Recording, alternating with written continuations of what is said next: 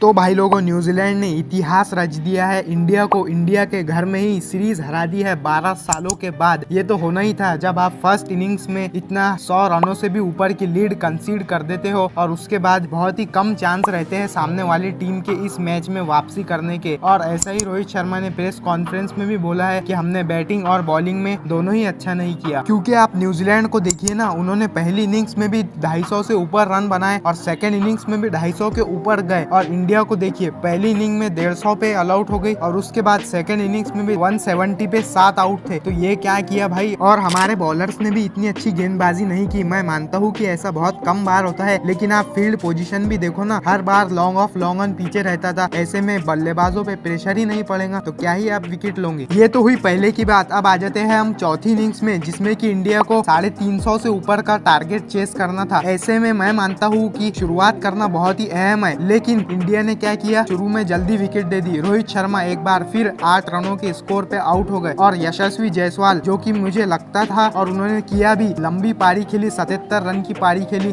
जब तक वो खेल रहे थे ऐसा लग रहा था कि इंडिया इस स्कोर को आसानी से चेस कर लेगा, लेकिन फिर वही हुआ। शुभमन और यशस्वी की अच्छी साझेदारी हुई, फिर शुभमन आउट हुए और कोहली और यशस्वी की फिर साझेदारी हुई, लेकिन फिर विकेट गिरने शुरू हुए। फिर यशस्वी जैसे ही आउट हुए ऐसा लगा कि गेम फंस सा गया है। फिर ऋषभ पंत आए और वो 3 बॉल खेलने के बाद रन आउट हो गए। तो यहाँ से मुझे लगता है गेम टर्न हुआ पूरी तरीके से, क्योंकि वो रन आउट होना बनता नहीं था। आप 1 रन की वजह से इतनी महत्वपूर्ण विकेट दे दोगे तो ये बनता नहीं है। और फिर 6 नंबर पे वाशिंगटन सुंदर को प्रमोट किया जाता है, क्योंकि वो जाए और कुछ बोले रोक कर खेले, और वहाँ पे थोड़ा संभाला भी सुंदर और विराट कोहली ने। लेकिन फिर विराट कोहली का एक अनलकी डिसमिसल आता है।